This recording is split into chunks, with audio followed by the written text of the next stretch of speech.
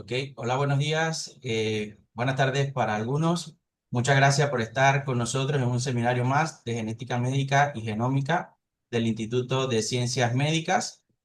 El día de hoy traemos el seminario titulado Utilidad del uso de epifirmas de metilación para el diagnóstico de enfermedades genéticas, el cual será presentado por nuestro ponente invitado, el doctor Yair Tenorio Castaño. El doctor Yair es licenciado en biología por la Universidad Autónoma de Madrid, con máster en investigaciones farmacológicas y doctor en ciencias moleculares, en biociencias moleculares. Fue profesor asociado en la Facultad de Medicina de la Universidad de Stanford en Estados Unidos. Actualmente trabaja en el Instituto de Genética Médica y Molecular del Hospital Universitario La Paz. Es profesor asociado en la Facultad de Medicina de la Universidad CEU San Pablo y en la Universidad Camilo José Cela y también en la Universidad Europea. El doctor Tenorio actualmente es el responsable de las secciones de neurogenética, genodermatosis e hipertensión pulmonar del INGEM. Participa en más de 15 proyectos a nivel nacional e internacional, centrándose a grandes rasgos en el estudio de las bases moleculares de enfermedades poco frecuentes. Fruto de toda la labor investigativa, cuenta con más de 100 publicaciones en revistas de primer nivel, más de 150 comunicaciones y presentaciones en congresos nacionales e internacionales. Además, publicación de varios capítulos de libros. El doctor Tenorio también es parte del comité de expertos del proyecto de compra pública innovadora de la Comunidad de Madrid, miembro del comité de expertos en hipertensión pulmonar del consorcio CleanGem y miembro del grupo de trabajo PA-ICOM de expertos internacionales en hipertensión pulmonar. Además, forma parte del CIBER y de la Red Europea de Discapacidad Intelectual y está certificado como genetista molecular europeo por el European Board of Medical Genetics. Además, es CSO y cofundador de la empresa Bit Genetics y CSO de Adentro Genetics. Doctor, un honor tenerlo con nosotros en estos seminarios. Agradecerle entonces su participación a los participantes, comentarle que entonces al final de la presentación abrimos el pequeño espacio de preguntas y comentarios por parte de los participantes.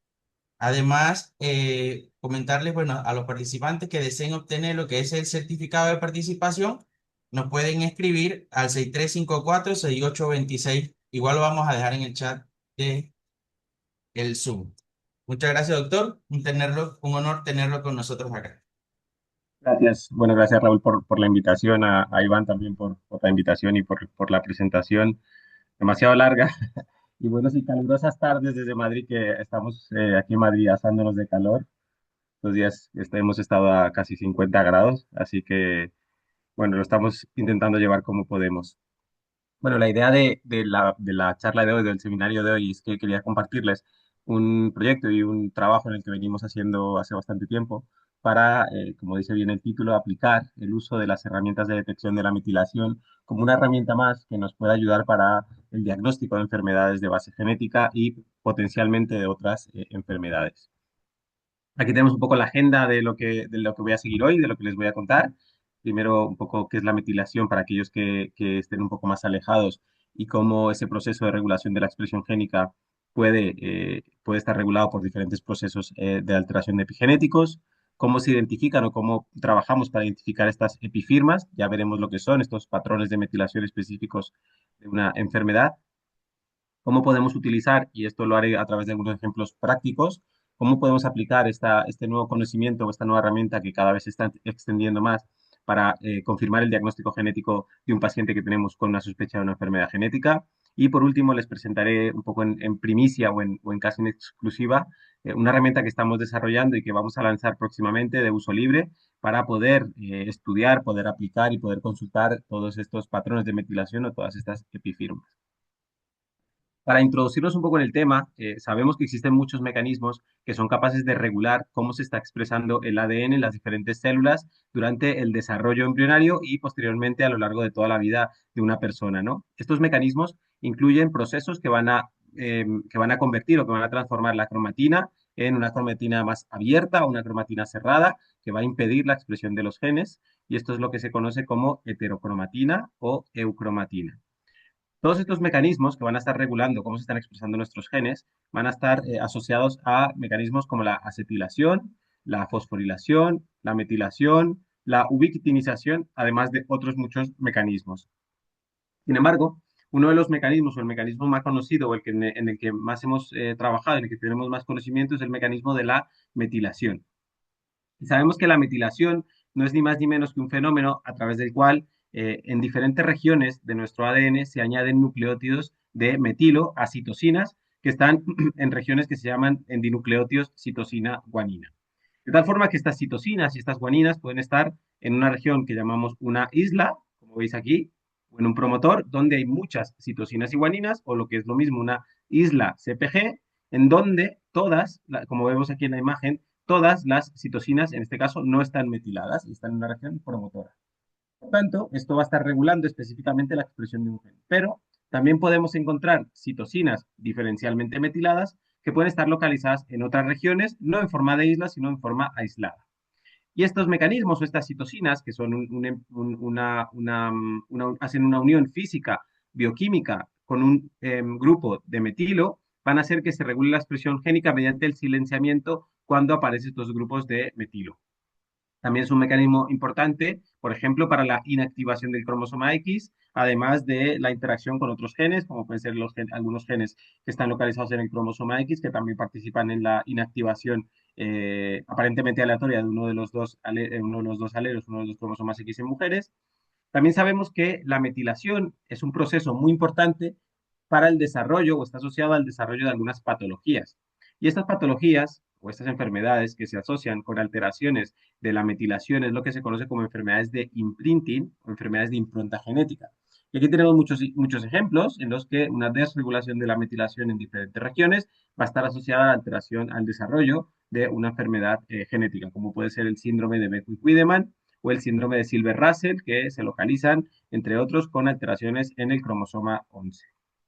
También sabemos que algunos procesos neoplásicos que conducen al desarrollo de cáncer también se deben a alteraciones en regiones de la metilación que por hipermetilación van a silenciar o se van a silenciar algunos genes que van a regular o que están regulando el ciclo celular y la división celular. Y por tanto, al estar bloqueados o al estar desregulados, las células van a perder ese control de regulación del ciclo celular. Pues bien, ¿por qué es importante esto? Porque nosotros vemos que es importante y creemos que es una diana o un mecanismo o un campo en el que podemos explorar, es que sabemos que cuando la cromatina, cuando nuestro ADN está abierto, es decir, en forma de eucromatina, estas regiones están menos compactadas y estas bolitas que aparecen ahí es ni más ni menos que histonas, que sabemos que son proteínas que se unen al ADN y que lo van a compactar o que lo van a descompactar para favorecer o reprimir la expresión génica. Digamos que esto funciona como una especie de interruptor que enciende y apaga de forma dinámica la expresión de los genes según las necesidades, ya sea del tipo celular, ya sea del momento del desarrollo. Y estas regiones mucho más compactadas son regiones que no están transcripcionalmente activas, y los genes que se localizan en estas regiones no se estarán transcribiendo de forma activa, y esto es muy importante porque sabemos que estos mecanismos, como bien comentaba, que van a regular la metilación en algunas regiones específicas de algunos genes, es lo que conocemos como estos mecanismos de genes metiltransferasa o genes de metilasa. Dicho de otra forma, existen un complejo de genes que van a hacer este balance que hemos visto anteriormente de interruptor entre una cromatina más abierta y una cromatina más cerrada. Aquí vemos algunos de estos ejemplos de estos genes, aquí en rosa algunos genes metiltransferasa que añaden residuos de metilo y otros de metilasas en azul, que son los que quitan estos residuos de metilación. Y vemos que lo hacen en los residuos, en algunos aminoácidos específicos de estas histonas, que son específicamente residuos de lisina.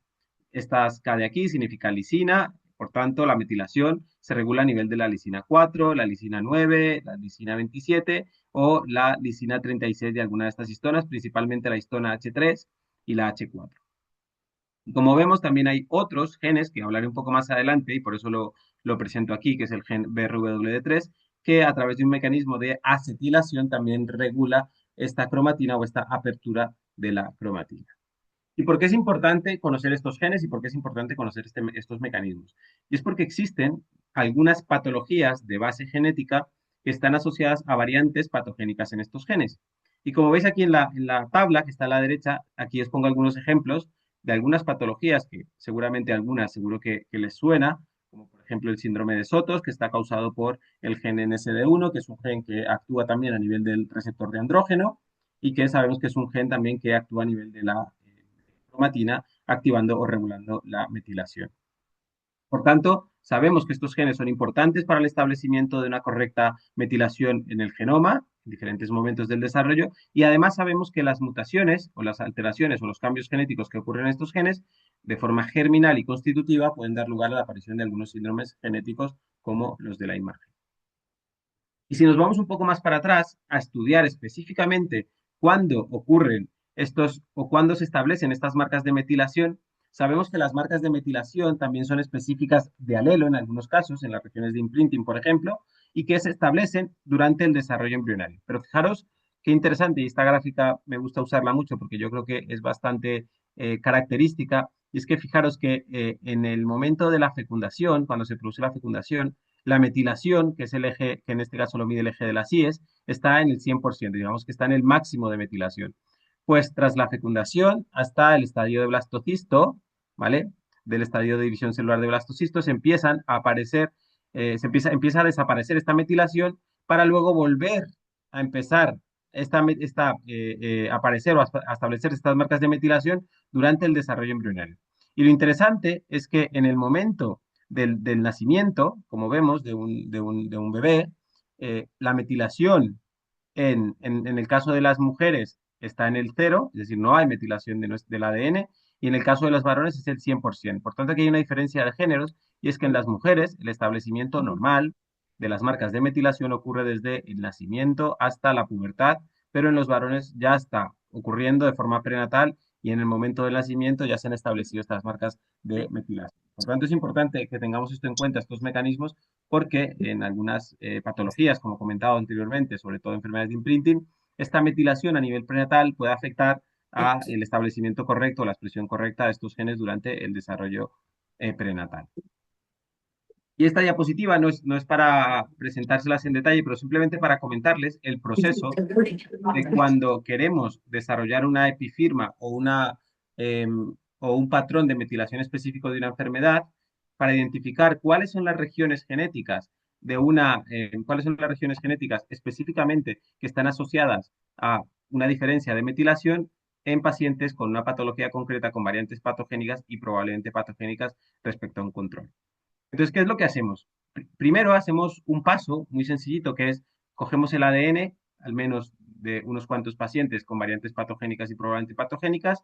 Este ADN lo convertimos con un mecanismo molecular o bioquímico que se llama una conversión por bisulfito, que lo que hacemos en la conversión por bisulfito no es ni más ni menos que convertir, como veis aquí en la imagen, aquí tenemos una citosina que está metilada, pero esta citosina se mantiene como citosina, pero esta citosina que no está metilada se transforma en un uracilo. De tal forma que posteriormente lo que vamos a medir es el ratio de citosinas, que serán todas aquellas que están metiladas, versus uracilos, que son aquellos citosinas que se han convertido por no estar metiladas. Luego esto lo podemos secuenciar en diferentes tecnologías de genotipado, luego hablaremos un poco de ello, y obtenemos una serie de datos brutos. Lo que hacemos es comparar el perfil de los controles respecto a nuestros pacientes de metilación, obteniendo una especie de heatmap, y luego hacemos un análisis bioinformático en el que, en diferentes fases, como vemos aquí en la parte de abajo, entrenamos un modelo utilizando un sistema de Machine Learning que se llama la máquina de soporte vectorial o en inglés Support Vector Machine, que lo que hace es clusterizar mediante un análisis de PSA y posteriormente un análisis mediante un ratio, discriminando las diferencias máximas y cuáles son las citocinas diferencialmente metiladas a lo largo del genoma que nos separan muy bien estos controles de estos casos.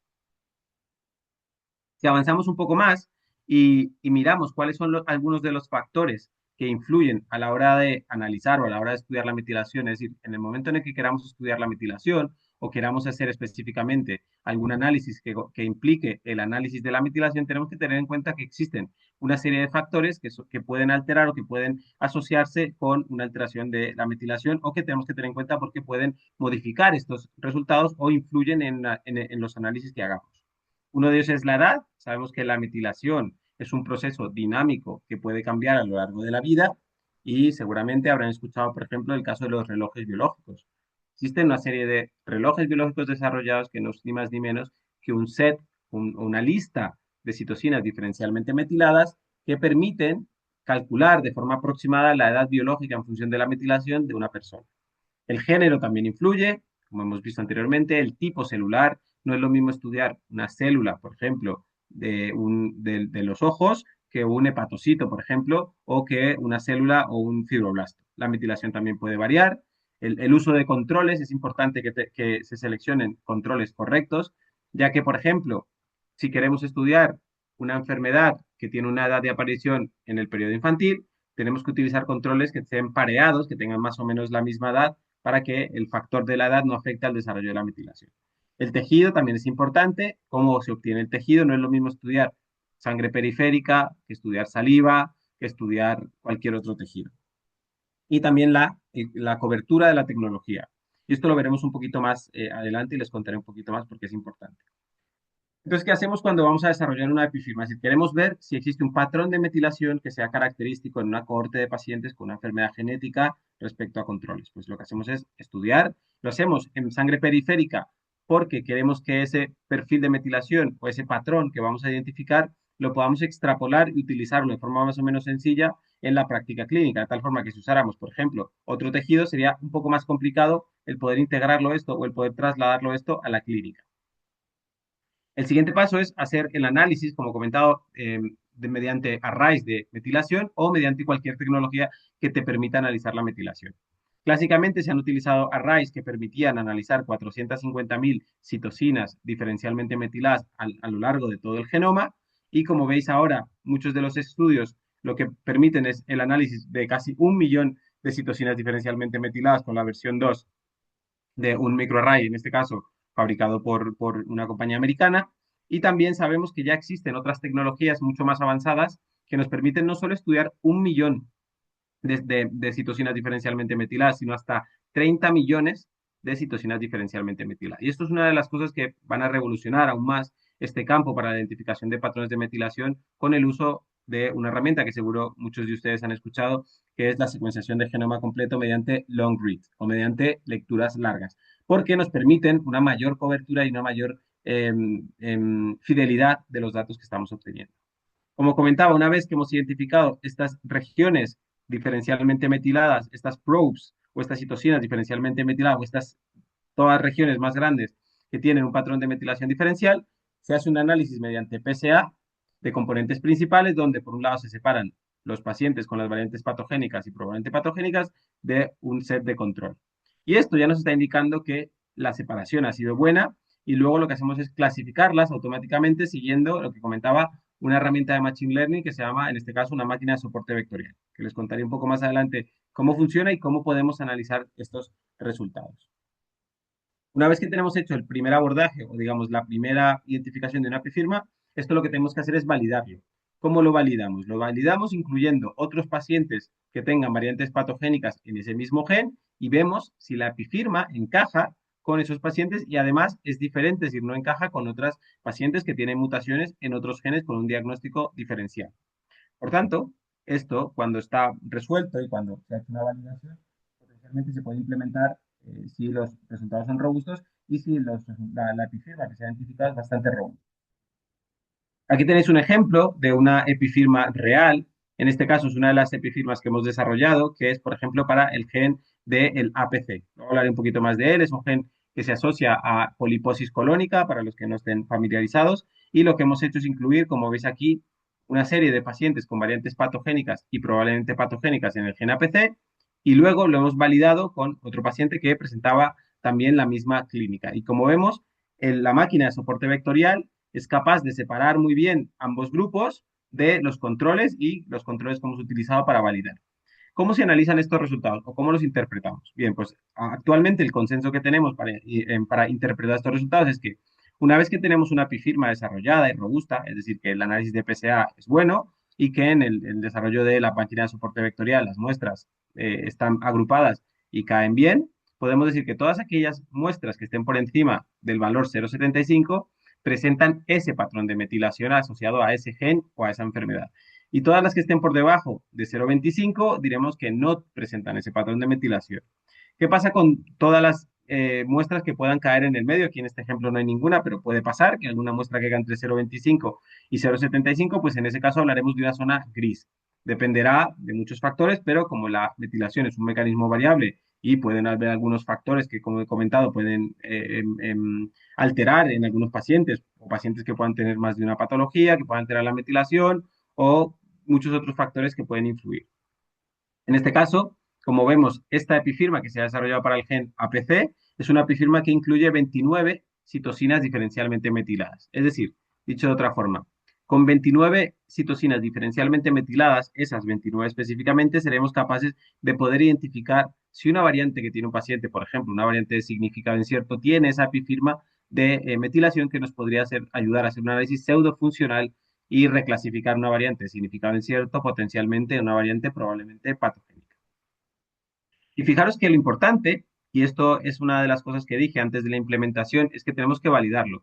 No solo con controles, y aquí lo hemos validado con controles, sino con otras patologías, y aquí hemos metido, por ejemplo, pacientes que tienen una variante en la anquilina RD1, por ejemplo, o pacientes que tienen variantes en el gen de la neurofibromatosis o en el gen del SOTOS. Y como vemos en todos los casos, los valores que obtenemos están por debajo de lo que esperaríamos, la mayoría por debajo de 0,25, hay algunos que están en la zona, en la parte baja, pero todos los pacientes que tienen una variante en el gen de la poliposis colónica salen sin ninguna duda arriba, lo que nos está confirmando que esta epifirma es robusta y que no solo separa bien respecto de controles, sino que separa muy bien respecto de otras patologías. Pues bien, esto que hemos hecho para el gen de la APC, que luego lo hemos refinado un poco más cuando hemos hecho la validación y hemos disminuido a 15 citosinas diferencialmente metiladas, lo hemos aplicado también para otros tres genes que hemos desarrollado una epifirma, como son el gen asociado a una enfermedad del tiroides que afecta al tiroides, que se llama el Alan-Herndon-Dudley syndrome, que es una patología asociada a variantes patogénicas en un gen que es un transportador, que es el SLC16A2. También hemos desarrollado una epifirma para el gen de la esclerosis tuberosa tipo 2, que además separa muy bien de la esclerosis tuberosa tipo 1, y también hemos desarrollado una epifirma inicial para el gen de el ABCC8, que a muchos de vosotros os sonará porque es un gen clásicamente asociado a diabetes monogénica, pero que en este caso se ha asociado también a hipertensión arterial pulmonar. Entonces hemos desarrollado una epifirma para este gen con este fenotipo. ¿Cuál es la importancia, cuál es la utilidad clínica o la relevancia que esto puede tener para el diagnóstico de pacientes? Claro, estas son dos publicaciones que hicimos hace varios años en las que seleccionamos o publicamos una cohorte de pacientes con dos patologías de base genética. Una, que es el síndrome de discapacidad intelectual ligado al cromosoma X dominante asociado al gen BRW3, que fue un gen del que comenté anteriormente y que afecta principalmente a varones. Pues publicamos una serie de casos, en este caso publicamos estos 5 varones que tenían variantes en ese gen. Dejémoslo ahí y ahora les cuento un poquito más. Y también publicamos una serie de casos, en este caso asociados al síndrome Tatum-Brown-Rahman, que tienen variantes en el gen DNMT3A. Lo interesante es que estos dos genes, como he comentado anteriormente, uno es una metiltransferasa y el otro es un gen que actúa a nivel de acetilación. Si miramos las variantes que publicamos de estos pacientes en su momento y miramos dónde están localizadas, no solo en el gen, sino también en los dominios de la proteína, vemos que dos de estas variantes, cuando las publicamos en el año 2019 y 2020, estaban clasificadas como variantes de significado incierto. Aquí veis una, que es un triptófano en la posición 1138 leucina, y en el gen del DNMT3A teníamos una variante que era la arginina 736 por histidina, que en el momento de hacer la publicación no teníamos la evidencia suficiente para poder clasificar estas dos variantes como variantes patogénicas o probablemente patogénicas, pero el fenotipo era muy sugestivo y además la variante estaba localizada, como veis aquí, en los dominios funcionales donde principalmente se encuentran el resto de mutaciones que se han asociado a estas dos patologías. ¿Qué hicimos? Un análisis de la metilación y como veis, aquí en el análisis de PSA ya vemos claramente que el patrón de metilación de nuestro paciente que tenía una variante de tipo missense BUS se reclasificó pseudofuncionalmente por el análisis de la metilación a una variante probablemente patogénica. Porque el patrón de metilación, como vemos, es muy característico y separa muy bien de los controles y se agrupa con otros pacientes, estos puntitos rojos, que ya tienen una variante patogénica en ese gen. Lo mismo para la otra variante que también habíamos identificado y clasificado inicialmente como una variante de significado incierto y que con el análisis de la metilación fuimos capaces de reclasificar. Y fijaros que esto sirve no solo para pacientes que tenemos una sospecha clínica clara, también puede servir para otros casos en los que la sospecha no es tan clara. Y aquí les traigo este caso de una niña que la estuvimos viendo en la consulta durante más de 5 años hasta que conseguimos dar con la tecla del diagnóstico. Una niña que tiene unas características dismórficas, como pueden ver en la imagen, retraso en el desarrollo, retraso en el habla. Inicialmente, como en muchos de estos casos, cuando tiene este espectro de neurodesarrollo, con una sospecha de base genética, se le miran las síndromes más frecuentes, X frágil, se le miraron algunos otros, todo fue negativo. ¿Qué ocurre? Que esta niña se siguió viendo en la consulta, la seguimos analizando, le hicimos un panel de genes asociados a genes del neurodesarrollo, luego le hicimos un exoma que fue negativo y posteriormente lo reanalizamos en el 2023. ¿Qué ocurría? Que en el 2023 se identificó este gen, el HNRNPK, en una serie de pacientes cuyo nombre o la enfermedad recibió el nombre del síndrome de Ockley. Cuando nosotros analizamos por primera vez este panel de genes o este exoma, ese gen no estaba publicado. Pero cuando se publicó el gen y encontramos la variante, obviamente contactamos con el grupo que estaba trabajando en el desarrollo de estas epifirmas, que es un grupo en Canadá, y ellos incluyeron nuestro paciente, además de muchos otros pacientes, como pueden ver aquí, y desarrollaron aquí abajo a la derecha una epifirma específica para el síndrome de Ockley. En este caso, esta epifirma contaba con 429 citosinas diferencialmente metiladas. Para desarrollarla utilizaron 6 pacientes con variantes de significado, perdón, con variantes de pérdida de función y 16 controles y también hicieron el análisis como les he explicado anteriormente que estamos haciendo actualmente. Por tanto, nos sirve para confirmar el diagnóstico, en este caso una niña con una patología extremadamente rara, con muy poquitos casos y en la cual el gen responsable que se identificó específicamente después de unos años al haber empezado a hacer el estudio genético. Y aquí les cuento otro caso que para mí ilustra muy bien también que a veces una sospecha clínica hay que seguirla hasta el final. Y esto es un caso muy, muy bonito que ilustra eso. Y es una chica que desafortunadamente no tenemos el consentimiento para poner fotos, que vino con 22 años, porque desde los 6 años, bueno, actualmente tiene 22, pero se derivó a nuestro hospital con 6 años porque presentaba macrocefalia por encima del percentil 97, una talla alta por encima del percentil 97, alteraciones, alguna alteración cardíaca mínima, te había tenido alguna crisis, retraso del desarrollo, problemas de comportamiento y unas características faciales muy claras que recordaban al síndrome de Sotos, que es bastante frecuente dentro de los síndromes de sobrecrecimiento, con esta cara alargada, este mentón puntiagudo, y presentaba características muy, muy compatibles con el síndrome de Sotos. Entonces, como cualquiera de nosotros, además tenía una hermana sana, parecía algo de nuevo, claramente, que tenemos una sospecha de un síndrome de Sotos, lo que todos, la mayoría haríamos sería a lo mejor un esquema similar a este, ¿no? Que es lo que nosotros hicimos en el hospital. Primero hicimos un panel de genes, de 290 genes asociados con síndrome de sobrecrecimiento, que fue no concluyente. Posteriormente hicimos un MLPA para poder buscar reordenamientos, es decir, queríamos ver si habían de lesiones en la región donde se localizaba el gen NSD1, que es el responsable del síndrome de Sotos. Resultado no concluyente. Hicimos un análisis de trío mediante exoma completo, incluyendo a los padres, que fue negativo. Y además hicimos un genoma en trío en el que sí encontramos una variante candidata. Y esto era porque la sospecha clínica era tan potente que no, el clínico, nuestro genetista clínico nos decía que esto era muy compatible con síndrome de Sotos y que no tenía otra cosa. Es decir, aunque realizamos el exoma, no veíamos otra variante que respondiera o que explicase el fenotipo y tampoco encontrábamos ninguna variante en el gen NS1 responsable de esta patología. ¿Qué pasa? que cuando hicimos el genoma completo, lo que encontramos fue una delesión intrónica en el intrón 3, es decir, una deep intronic en la posición menos 4515, con una delesión más o menos grande, aparentemente de novo, como veis, los padres no presentaban la delesión, pero claro, encontrar una delesión tan lejos, tenemos que demostrar que esta delesión realmente causa la patología del paciente. Es verdad que estaba en el gen NSD1, pero estaba en una región muy alejada dentro de un introna, lo que llamaríamos una variante deep intronic.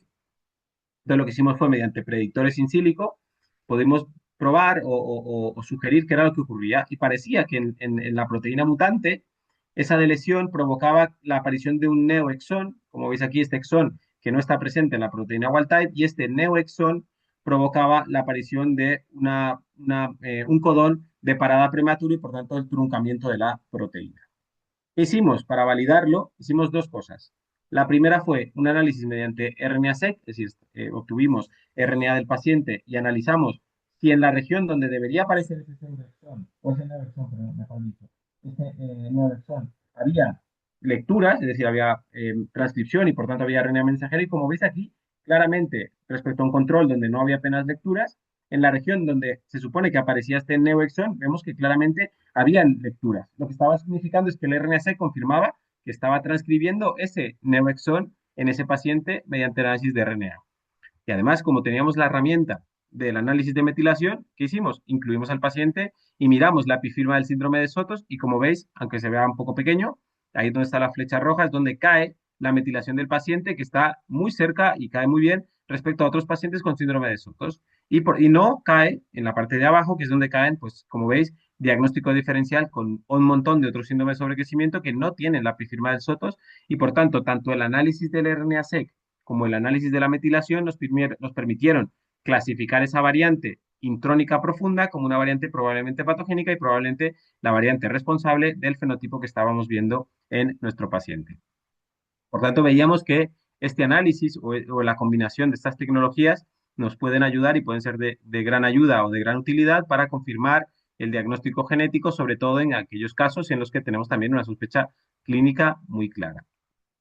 Y en esa línea hemos desarrollado una herramienta que la hemos llamado MadriPlot. Ahora les cuento el motivo de por qué la hemos llamado así. Aquí pueden escanear el QR que está en pantalla para que puedan solicitar acceso a aquellos que quieran acceder a esta base de datos, que no es ni más ni menos que una base de datos pública, gratuita, donde cualquiera puede acceder para ver información sobre epifirmas. ¿Cuántas epifirmas hay públicas? ¿Cuáles son las citosinas diferencialmente metiladas? Comparar las epifirmas entre distintas enfermedades o hacer una serie de consultas. Ahora les cuento un poco más. Por tanto, actualmente esta base de datos, la que estamos desarrollando, o la que ya hemos desarrollado y estamos presentando, tiene más de 90 epifirmas diferentes. No significa que sea más para 90 patologías, porque para algunas patologías existe más de un gen que tiene existe más de una epifirma para un mismo gen, por tanto hablamos de epifirmas. Y además, al ser una herramienta online e interactiva, nos permite visualizar los datos de tres formas distintas. Una de ellas es lo que llamamos la vista de Madrid-Plot, que ahora se las enseñaré. La segunda es una vista de cariotipo y la tercera es una vista que llamamos de Circos-Plot. Y también te permite hacer algunas llamadas o algunas búsquedas, como puede ser, por ejemplo, la búsqueda a través de HPOs, ahora les daré un ejemplo, comparar epifirmas entre diferentes patologías, buscar mediante los códigos de CPG o las citosinas diferencialmente metiladas o cargar nuestra propia epifirma y ver, compararla con todas las que están ya públicas y disponibles y que se han reportado y que se han publicado en la literatura científica. Aquí veis lo que sería la representación de Madrid Plot, que lo hemos hecho un poco en honor a cuando se hablaba de los Manhattan Plot en los famosos GWAS, pues aquí es una representación similar a la de un GWAS, pero en este caso lo que representamos no son polimorfismos, sino lo que se representa son citosinas diferencialmente metiladas y su recurrencia. ¿Qué quiere decir la recurrencia? Quiere decir que representamos cuántas veces aparece una citosina diferencialmente metilada en diferentes patologías. Y por ejemplo, en la imagen, veis que aquí hay unos puntitos, significa que hay una citosina diferencialmente metilada que está en el 7, aunque no se vea muy bien, lo que nos indica que esa citosina diferencialmente metilada en el cromosoma que sea, aparece en estas 7 enfermedades, en las que aparecen aquí en el cuadrado. Entonces, esto nos sirve para identificar cuáles citosinas diferencialmente metiladas son más específicas y cuáles son menos específicas. Y no solo eso, sino por qué estudiar por qué esas citocinas diferencialmente metiladas aparecen en esas 7 enfermedades, por si hay algún mecanismo subyacente que puedan ayudar a explicar o que pueda ser una vía, un pathway común a estas enfermedades. Y esto es algo que esta herramienta nos permite poder analizar y poder estudiar. Aquí tenemos la vista de cariotipo, en este caso representando todas las citocinas diferencialmente metiladas en cada uno de los cromosomas. Y aquí con esta vista podemos extraer algunas otras conclusiones o algunas cosas interesantes. Como veis, por ejemplo, regiones claramente donde no hay citocinas diferencialmente metiladas. Estas regiones son pericentroméricas probablemente y son regiones donde no hay genes probablemente y por eso no hay tantas citocinas diferencialmente metiladas, igual que en estas regiones aquí, en estos cromosomas más tipo acrocéntricos donde vemos que hay menos citocinas diferencialmente metiladas.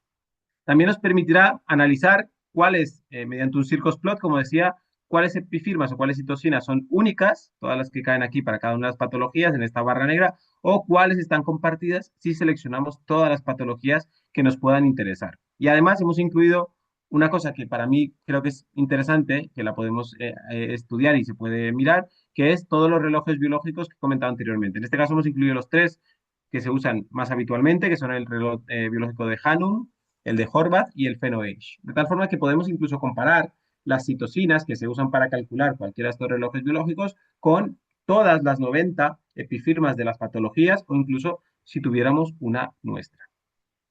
¿Y por qué digo que esto puede ser útil o creemos que es bastante útil o puede ser útil para los clínicos? Y esto es porque, fijaros, hemos habilitado una opción en la que cualquier persona puede incluir aquí el término HPO, es decir, cualquier signo o síntoma de su paciente, por ejemplo, macrocefalia.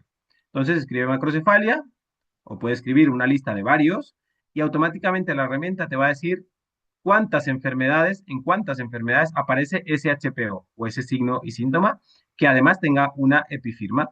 Y como veis en el ejemplo, por ejemplo, macrocefalia aparece en 30 enfermedades que tienen una epifirma disponible en el MadriPlot. Potencialmente podríamos estudiarlo. Si en vez de hacerlo con un HPO, lo hiciéramos con 4, 5, 10, 20 HPOs, si hay una patología en la que aparecen esos 20 HPOs, va a aparecer aquí listada y vas a poder ver si tiene o saber si hay una epifirma disponible para poder, por ejemplo, si tienes un paciente con una variante significado incierto, poder correrle la epifirma.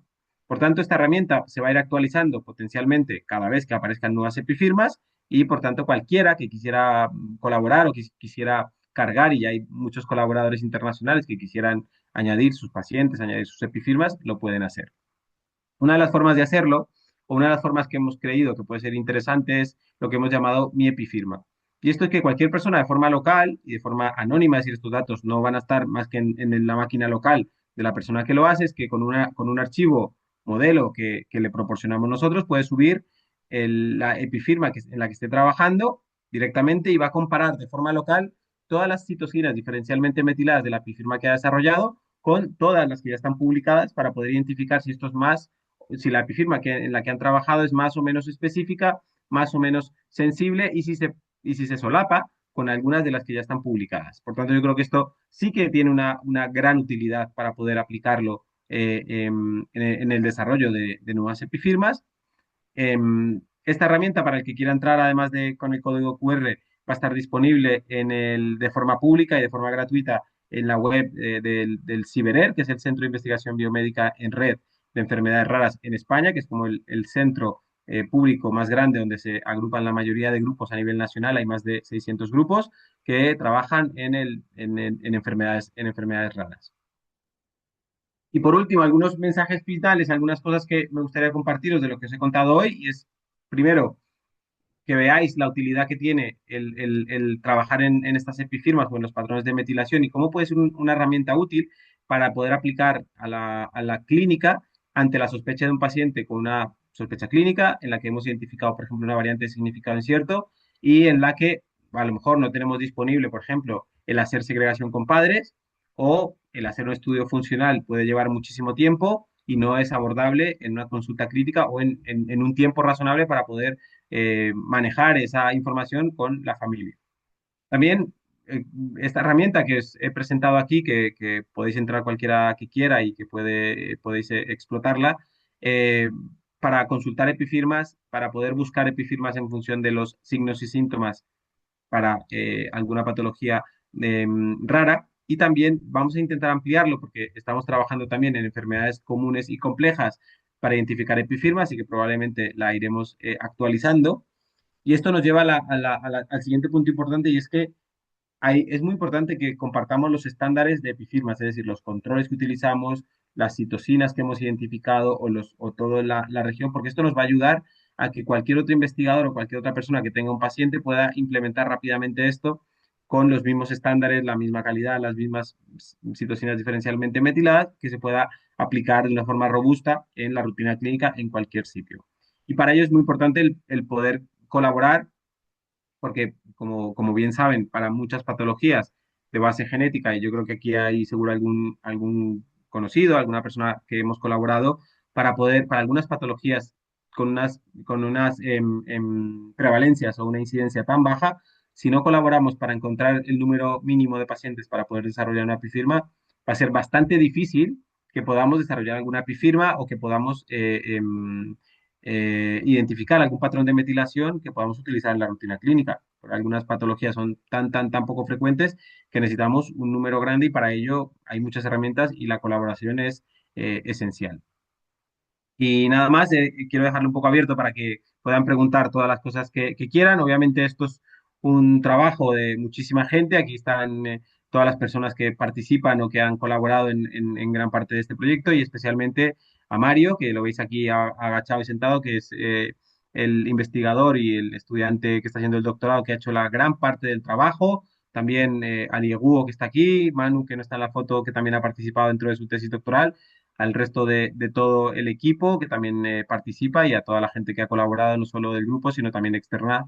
Son muchos colaboradores que nos han ayudado y que han facilitado que pudiéramos hacer todo este trabajo. Y a todos ustedes, gracias nuevamente por la invitación y quedo atento a cualquier pregunta o comentario que quieran tener.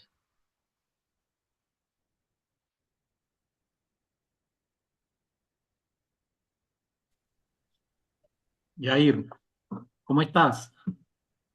Bien, acabo de leer que Hola. había un poco de problemas con el audio.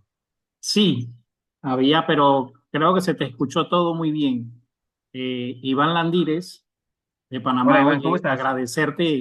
agradecerte por el apoyo con esta presentación muy importante. Aquí hay colegas de toda Latinoamérica, de México, Centroamérica y de Suramérica, de varios países de Suramérica, y muy importante. Te agradezco mucho. Yair, quería hacerte una pregunta. Cuando hicieron el estudio con el paciente de Sotos, ¿ustedes incluyeron las epifirmas solo en el gen de Sotos o eran unas epifirmas globales? Una buena pregunta, Iván. Pues en ese paciente en concreto hicimos la epifirma del síndrome de Sotos, del NSD, del gen del síndrome de Sotos, que es el NSD1, porque es una de las epifirmas, ahí tuvimos un poco de suerte también, es de las más robustas y de las primeras que se identificó, pero dado que la sospecha clínica era muy clara, a la vez que hicimos, y esto no lo comenté, pero lo comento ahora, a la vez que hicimos el genoma completo, hicimos el patrón de metilación.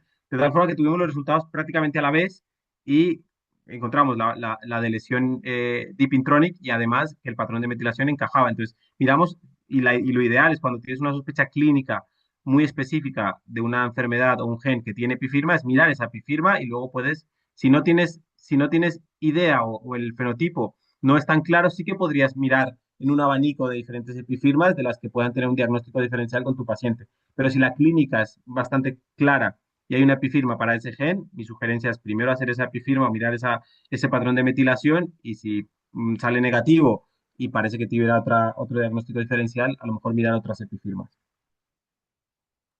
Vale, súper bien. Y Yair, por ejemplo, si lo fueras a hacer para enfermedades comunes, eh, y si tienes un grupo de casos y un grupo de controles, allí tú utilizarías un análisis global de todas las epifirmas en el genoma, o sea, de lo que puedes hacer con el chip, o se enfocaría como en algún gen sospechoso o algo por el estilo, o tomarías todas las epifirmas que puedas medir. Es una buena pregunta, Iván. Y yo creo que aquí el abordaje es muy parecido el que hacemos para las enfermedades raras, digamos, que a las enfermedades comunes y complejas. Básicamente el análisis bioinformático es muy parecido, pero el volumen, el número de pacientes es mucho mayor en las enfermedades comunes y complejas. Pero hay que, una cosa que no he comentado y ahora con tu pregunta la quiero aclarar es que cuando miramos o cuando se busca un patrón de metilación, incluimos pacientes con variantes patogénicas y probablemente patogénicas, pero no miramos en una región concreta. Miramos en este caso que la mayoría de estas epifirmas están desarrolladas en un chip de array de metilación de 1 millón de posiciones, miramos 1 millón de posiciones diferencialmente metiladas y el propio algoritmo de Machine Learning es el que va a seleccionar cuáles son las citosinas diferencialmente metiladas que separan mejor a ambos grupos, el de controles y el de pacientes. Para las enfermedades comunes es muy parecido, simplemente que, por ejemplo, para un estudio que hicimos para VIH, que identificamos una epifirma, teníamos 600 pacientes y 1.000 controles. Entonces, en ese caso, tenemos un número mucho más robusto para poder desarrollar epifirmas. Pero para enfermedades raras, en las que a lo mejor hay menos casos, nosotros siempre sugerimos o siempre creemos que el número mínimo puede ser entre 8 y 10 pacientes, mitad hombres y mitad mujeres, con variantes patogénicas y probablemente patogénicas para empezar a desarrollar epifirmas. Y no lo puse, pero se quitó en la presentación, si no luego se le puede compartir. En mi correo, he dejado mi correo para cualquiera que tenga algún paciente con una variante de significado incierto o tenga varios pacientes en los que quiera saber si hay epifirma o desarrollar una epifirma, que tenemos un proyecto abierto para colaborar con cualquiera que tenga pacientes o que quisiera hacer algún análisis de metilación para ver epifirmas. Gracias, Jair, súper bien. A ti.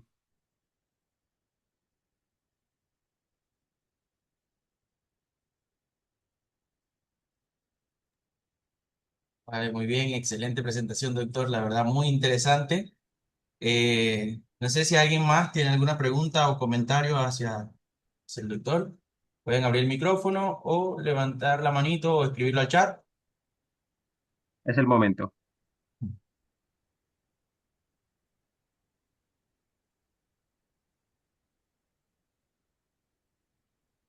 Doctor, yo tenía una consulta por si alguien más se anima en lo que esperamos.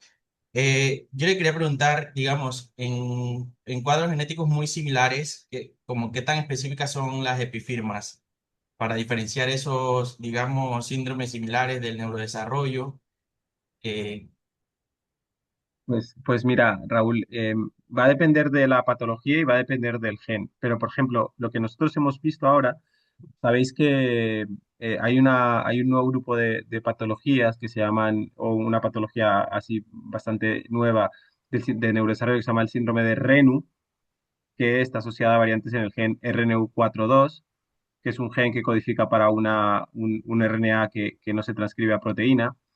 Y en los RENU, que aparentemente parece que son mucho más frecuentes de lo que esperábamos, porque se detectaron relativamente hace poco, y parece que son más frecuentes que incluso el X frágil, cosa que llama mucho la atención, y hace poco además hubo una presentación también que habló de esto mismo en el Congreso Europeo de Genética. Vemos que las epifirmas para esos genes que se identifican son bastante específicas y son capaces de separar respecto a la gran mayoría de síndromes del desarrollo, que es donde más epifirmas se han desarrollado. En la mayoría de genes, o en muchos de los genes de neurodesarrollo, ya hay una epifirma. Esto es un proyecto o sea, esto es una línea que empezó hace 7, 8 años, quizás, con 3, 4 grupos en el mundo, y ahora probablemente habrá entre 300 y 400 epifirmas de patologías. Teniendo en cuenta el número de enfermedades genéticas que hay, no son muchas, pero cada vez habrán más y sobre todo cuando empieza a venir también el análisis mediante long read para ver 30 millones de citocinas diferencialmente metiladas, seguro que podemos mejorarlas, ¿no? Entonces, son bastante específicas, pero todavía tenemos margen de mejora. Esa sería mi respuesta. Bien, muchas gracias. Creo que en el chat había alguna pregunta. Sí, acá dice, bueno, Alfonso Iva pregunta, ahora que mencionas enfermedades comunes, escuché que en Boston se estaba estudiando la influencia de la epigenética en el envejecimiento. ¿Cómo se podría usar este sistema para comparar el envejecimiento en diferentes edades y cómo la metilación los afecta? Esa es una pregunta buenísima. Espérate a ver quién la hizo. Alfonso, gracias por la pregunta. Pues mira, cada vez más son los estudios que relacionan la edad biológica o la edad epigenética medida por metilación con envejecimiento, ¿no? Entonces cada vez son más los estudios que van en esa línea. Te recuerdo, por si quieres leer un poco más sobre ello, hace un año o menos de un año se publicó un artículo muy interesante que publicó un investigador que trabaja mucho en metilación que se llama Manel Esteller, pues si lo quieres buscar o cualquiera lo quiere buscar, que publicó un análisis que se hizo a la mujer más longeva de España.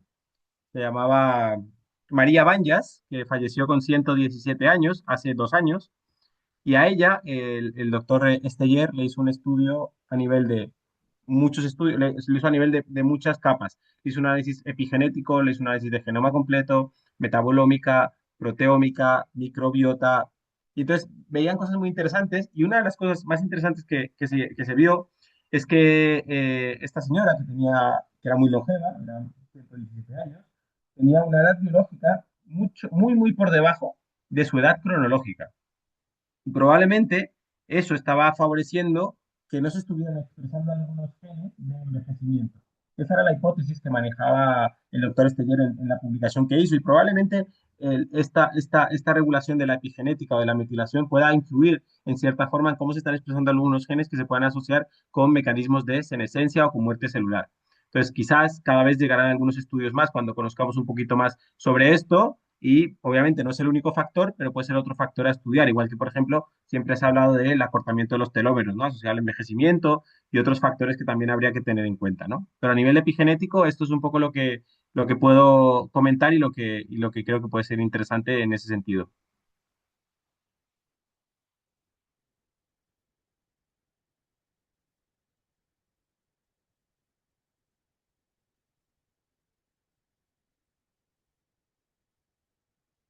Pregunta Alfonso si está disponible el artículo. Sí, está disponible en PubMed. Si busca Manel Esteller y María Banjas o Clinical Epigenetics, es la revista en la que está publicado.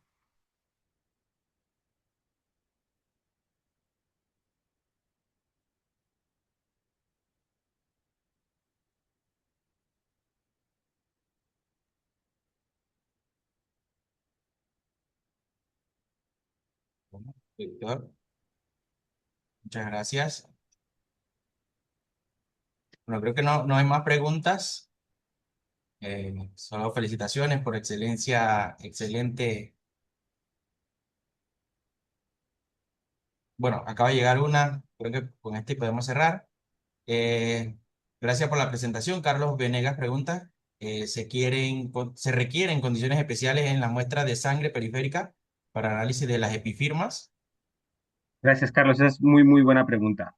Em, el tejido de donde se hacen las epifirmas es fundamental para que esto se pueda trasladar luego a la rutina clínica. Entonces, la mayoría de las epifirmas que se desarrollan se hacen en sangre periférica porque es, digamos, el tejido más sencillo para recoger de un paciente. No hay ninguna forma específica, o sea, no hay ninguna condición específica más que recoger sangre o sea, extraer ADN de sangre periférica, de linfocitos de sangre periférica, y luego hacer el tratamiento que comentaba con bisulfito para poder hacer análisis de la metilación, que esto es una cosa que en la gran mayoría de laboratorios se puede hacer. Pero no hay ningún tratamiento específico de las muestras de sangre, más allá del tratamiento habitual para extraer ADN. Y sobre todo, una cosa muy importante a tener en cuenta cuando se hace el análisis de epifirma y cuando se extrae el ADN es anotar la fecha en la que se extrajo ese ADN, porque los controles que se usarán para esa epifirma tienen que ser controles de cuando se extrajo esa muestra, porque a veces nos la mandan 10 años después y ese paciente tenía 10 años menos, y los controles que tenemos que usar son los que cuando ese paciente tenía 10 años menos, pero aparte de eso, nada más.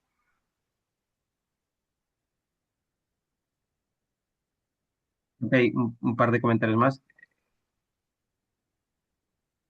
Raúl, hay un comentario que dice dejar el correo. A mí no me importa si quieres, lo puedo escribir y lo dejo aquí copiado por si alguien quiere escribirme. ¿Te parece bien? Sí, perfecto, doctor. Ahí lo dejo.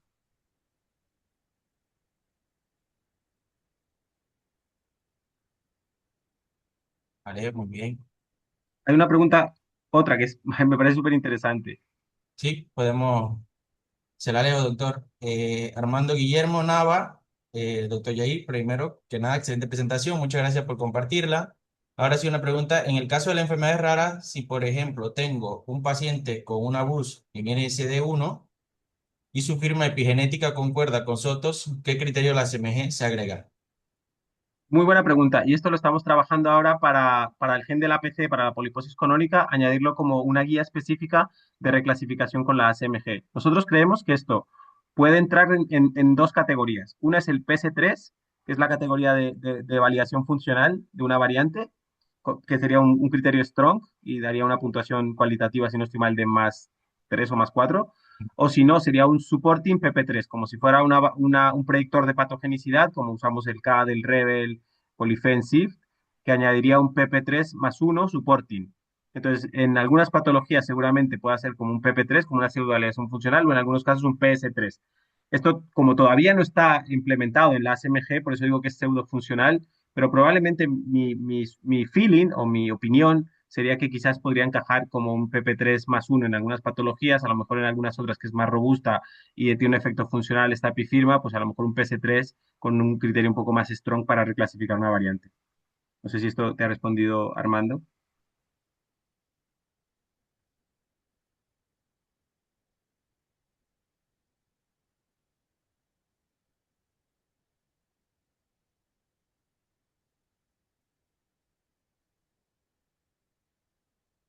Genial. Excelente, doctor. Creo que ya no tenemos más preguntas. Vamos a pues, cerrar la presentación y agradecerle entonces a todos los participantes por estar con nosotros en un seminario más del Instituto de Ciencias Médicas, al doctor Yair por tremenda presentación y compartir su tiempo en brindarnos tan novedosa información de investigación y ciencia. Y agradecerle, bueno, nuevamente a todos. Estén pendientes a nuestro próximo seminario de genética médica y genómica del Instituto de Ciencias Médicas. La presentación igual la subiremos al canal de YouTube del instituto para que la puedan volver a ver. Y bueno, gracias, agradecerles a todos y también mencionarles a los que quieran recibir el certificado de participación, nos lo pueden escribir. Acá estamos dejando en el chat lo que son el número de teléfono y el correo. Y estamos con gusto para atenderles. Así que, bueno, nuevamente, gracias, doctor. Que tenga. Gracias, Raúl. Gracias, Iván. Gracias. Gracias, Yair. Hasta Gracias. luego. Un Gracias. abrazo.